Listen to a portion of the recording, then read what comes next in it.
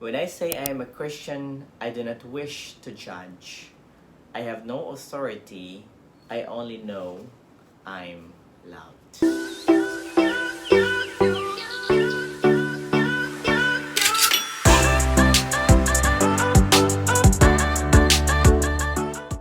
Hello, Bethanians, and welcome once again to another episode of our Sunday Reflection.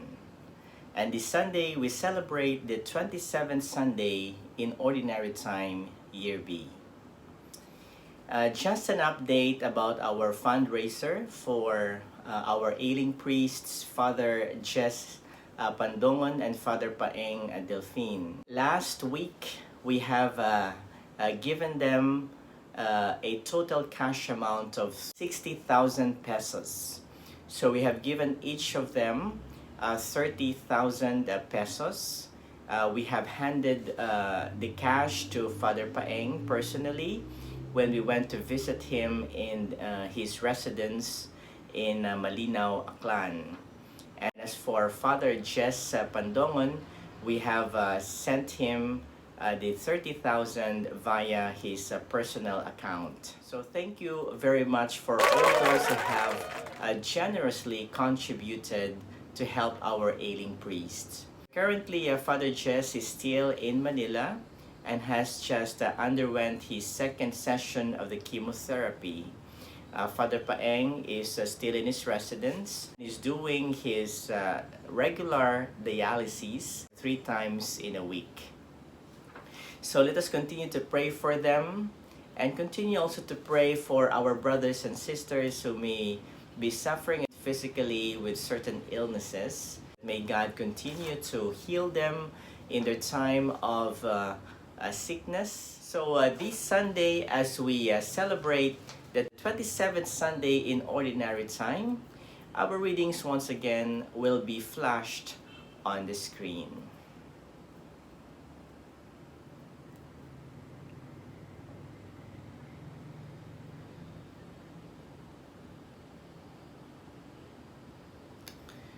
The month of October is specifically dedicated to our Blessed Mother. And also this month is also considered as the Respect for Life month, at least in the United States. And as we recognize also the Blessed Mother as a clear model of the protection and respect for life. Let me begin with this true and factual story of Saint Juan Diego.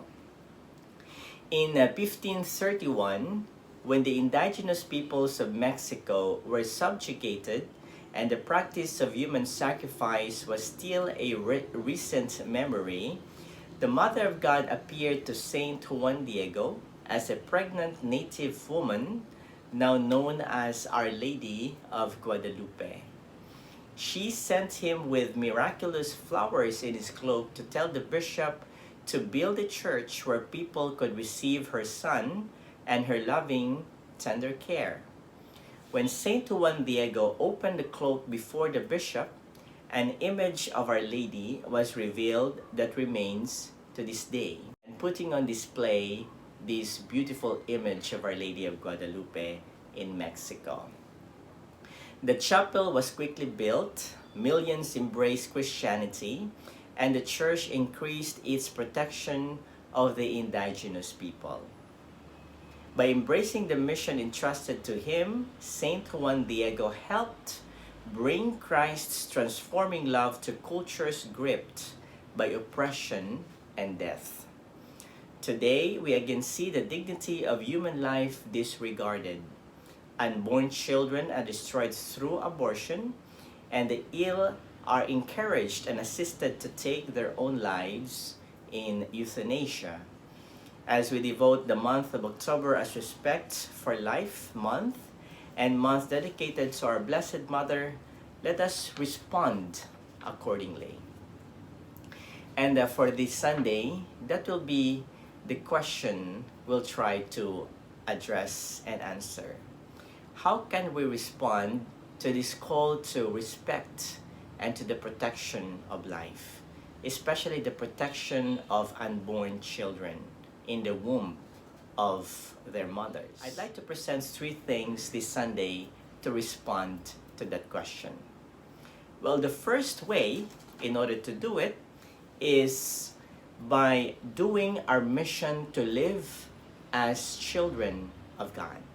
In other words, we have to recognize that every person is cherished. Cherished by God Himself. Now, we have been created in the very image and likeness of God. And that phrase, though we've been hearing it for quite several times now, is true indeed for all of us. That means to say that inside of us, part of our identity and our essence is that divine and that wonderful image of God. And so if we have been created in the image and likeness of God, what does it mean? It means that we should respect such creation of God. We should respect one another because we are masterpieces of God, right from creation down to present time. And so we could do this concretely by protecting it, by respecting it, by recognizing that the life that God gave us is indeed a gift. That the life that God has given us is a reminder and a concrete manifestation of that gift of God, His likeness and His image. And so if God has created us, and if we consider us or ourselves as God's creation after His image and likeness, then rightfully so, we have to respect it. Rightfully so, we have to protect it. Rightfully so, we have to do everything in our power and in our capacity to protect it by all means possible. Now, hear these wonderful statistics, these true statistics, though saddening and unfortunate. The number of unborn children slaughtered in the wombs of their mothers in the last 25 years is 1,200 million in the world and 37 million alone in the US. So that means to say 4,400 lives are lost per day in the US.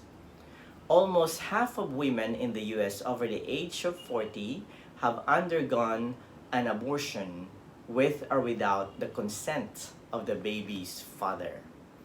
The number of people killed on 9/11, which we celebrated just a month ago, is close to 3,000. During the dictatorship of Hitler, some 6 billion Jews lost their lives in 12 years. So, as we are God's children, let us also respect every person's privilege, every person's right to life. Because as they have been created in the image and likeness of God, we have to give them that privilege of living it. Give them that privilege in order that they may too experience, be honored by that gift of life that God has given to them. And just as we enjoy our life now, we also should give them that privilege to enjoy their life as God's gift to them also. Now, recently, there is this phenomenal series in Netflix. The series is entitled The Squid Game. Now, pretty interesting series as I've watched them from one episode to the other. And it really hooks you to watch it because it's pretty interesting and addictive. And so as you are hooked into it, you realize how people of today are somehow romanticizing in his own way, number one, gambling, and then number two, the subtle disrespect for life. If you could just kill people, just that, by just a blink of an eye, treating them just like objects and not as persons, then I think it's giving us more like a wrong sense of respect and protection of life. But of course, there are also certain good things that could be taken out of the series. And maybe I can make a vlog out of that too. But these popular TV series must be taken by every Catholic in a manner that it reminds them, or it should remind them, that life has to be protected. And life is not an object. We are not an object. We are rather persons. We are persons rightly created from the very image and likeness of God. So let us always remember that. And as we are created in the very image and likeness of God, we have the right to cherish that life because God has cherished us. God has loved us right from the very beginning of creation. So that is the first one. We have the mission to live as children of God. We have the mission to live as cherished persons created in the very image and likeness of God. Now, second, we can do so by being a witness to the gospel. That is, every person is chosen by God to be witnesses. And as witness, we should be the first one to, number one, appreciate life and live life in a manner that it is treasured. It is indeed cherished. Why is that? Because our mission as baptized Catholics is in fact to be able to become a witness to others, to become a sacramental presence to others, so that other people who see us may be able to appreciate and see in us that we truly indeed are God's vessels, that our lives are a true and a concrete manifestation of that love of God given to us when He created us. As witnesses of God, we should be true examples of living that life to the fullest. So much so that when we are seen by our brothers and sisters who may not be on the same faith as we have, who may not be in the same belief that we have in respecting life, they'll see in their own way through our lives that life indeed must be treasured. So here is a funny story about a dad and a son. A young boy had just gotten his driving permit. He asked his father, who was a minister, if they could discuss the use of the car. And his father took him to his study and said to him, "I'll make a deal with you. You bring your grades up, study your Bible a little, and get your hair cut, and we'll talk about it." So those were his three conditions.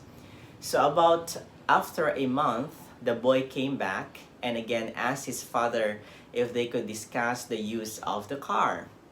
So they again went to the father's study, where his father said, "Son, I've been real proud of you. You have brought your grades up, you've studied the Bible diligently, but you didn't get your hair cut. Why is that?" So the young man waited a moment and replied, "You know, Dad, I've been thinking about that. You know, Samson had a long hair, Moses had a long hair, Noah had a long hair." You know where this is going, right? "And even Jesus had long hair." To which his father replied, "Well, yes, my dear son." And they walked everywhere they went. Witnessing is not just about following the Word of God to the letter. Witnessing, in fact, is living that Word by our lives, by our example, by our living. And so, if you want to protect and save life, you have to be a witness to it. People has to see in your life that you truly appreciate the life that God has given to you. that you do everything in your power to take good care of it. And not only physically, but also spiritually, emotionally, recognizing that God is there every step of the way to make sure that you live your life to the fullest, that you are happy, that you are grateful, that you are joyful with the very life that God has gifted you with. So that's second. The third one is that we have a liberating mission. That means to say that every person is sent by God. And just as we have been called to witness or to be a living witness to the respect for life and the protection of life, God has sent us to proclaim it.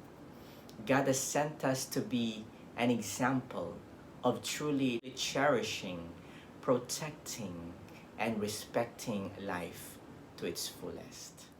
In the US, I have tried as much as possible to bring along with me in the parish our teens, because our teens right now are deeply challenged also with the issues on life. We heard of teen pregnancy, for example, and we heard also of teen abortions. Teens who are resorting to abortion because they feel like they cannot handle the responsibility of taking good care of a child at an early sort of age, and also with peer pressure and other pressures that they go through in teen pregnancy. So we take them to San Francisco for the Walk for Life, and there in San Francisco they get to see exhibits that would inform them of the sanctity of life. And interestingly, because through those exhibits they're able to see that people are truly doing everything to promote life. And if they are in some sort of dilemma of keeping the child or not and resorting to abortion, there are also help available to make them aware that there are people who care for them, that help is on the way, and that help is pretty much available whenever they need it. So we do that every year, and we hear testimonies of those people who may have resorted to abortion and those people who continue to fight against abortion. And I think that it is a wonderful thing that the people are fighting, are voicing out their concern against abortion. Women who resorted to abortion are women who kept their child even though they were raped, or women who may have kept the child because they know that life begins from the womb to the tomb, right? And women who have a deeply respected life from conception to birth and to death. So I do believe that today's world need ambassadors of life, ambassadors who would continue to protect life, who's ready to really voice out their concern against abortion. We need those liberating people to be able to help those of us who may be in some sort of dilemma and a problem in understanding how important it is to keep life and to respect life as a whole. Today we need freedom from certain things that enslaves us. Freedom from the issues and the threat of gambling, for example, to family lives and livelihood. Freedom from alcoholism. Freedom from any form of addiction, sex addiction, drug addiction, and all those forms of addiction that destroys family and lives. Now, I'd like to end this reflection with a quote and a poem entitled Radically Real Christian. And I hope that this poem should remind us of our true identity. When I say I am a Christian, I am not shouting, I am saved. I am whispering, I get lost. That is why I chose this way. When I say I am a Christian, I don't speak of this with pride. I'm confessing that I stumble and need someone to be my guide. When I say I am a Christian, I am not trying to be strong. I am professing that I am weak and pray for strength to carry on. When I say I am a Christian, I am not bragging of success. I am admitting I have failed and cannot ever pay the debt. When I say I am a Christian, I am not claiming to be perfect. My flaws are too visible, but God believes I am worth it. When I say I am a Christian, I still feel the sting of pain.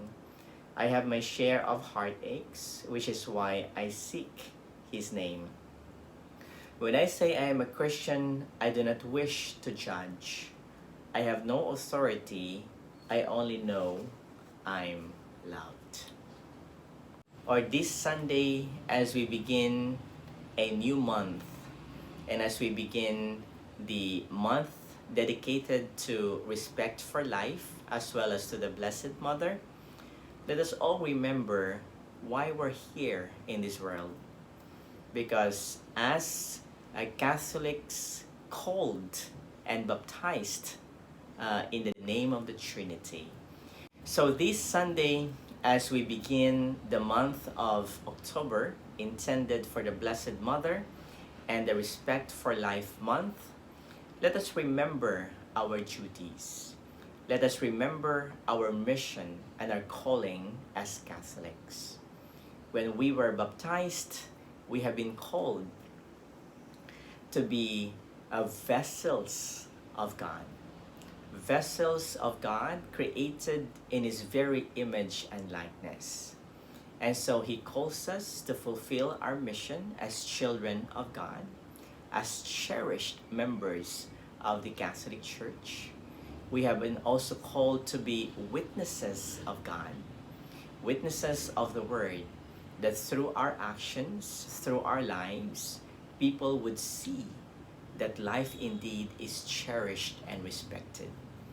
And also, as baptized Catholics, we have been called to a liberating mission, that through us, we could liberate our brothers and sisters who may be suffering in a form of addiction or suffering emotionally, physically, and spiritually. That through us, they may find hope.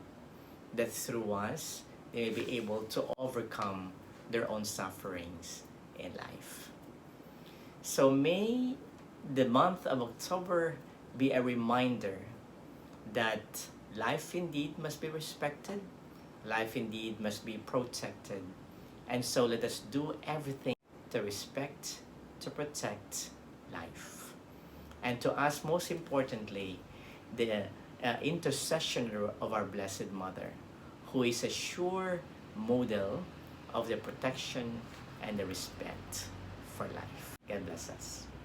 I remember this wonderful memento that was given to me by a parishioner of ours in St. Anthony. So shout out to you, Annette Crichton. This is a well-kept item or a treasure that was kept by her mom. Interestingly, the name of the mom is Guadalupe. And so, may she rest in peace.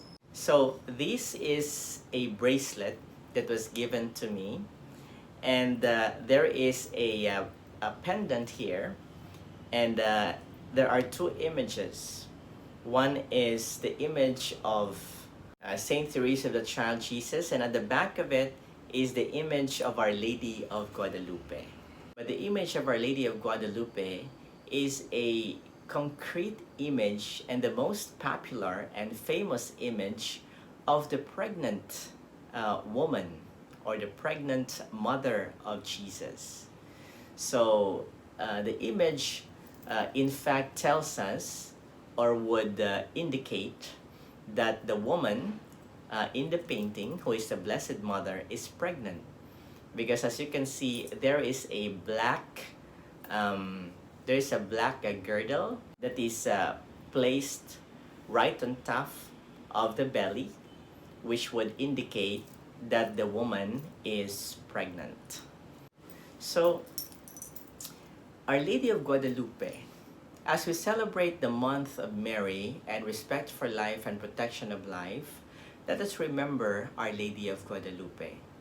Our Lady of Guadalupe, who carries with her the child, Jesus, in her womb. Just imagine the pressures that Mary was undergoing at the time when she was pregnant. Well, one pressure is, of course, the pressure of being divorced by her husband-to-be, Joseph, because they were already engaged at the time, but he found out that Mary was with child. We know eventually in the story that out of a dream, an angel appeared to him and asked him to take Mary for his wife. For teenagers, you should also consider and see this image as a wonderful image to remind you that Mary too was pressured. There was a lot of pressure on her at the time when she was bearing the child Jesus at a young age. And Mary kept the child.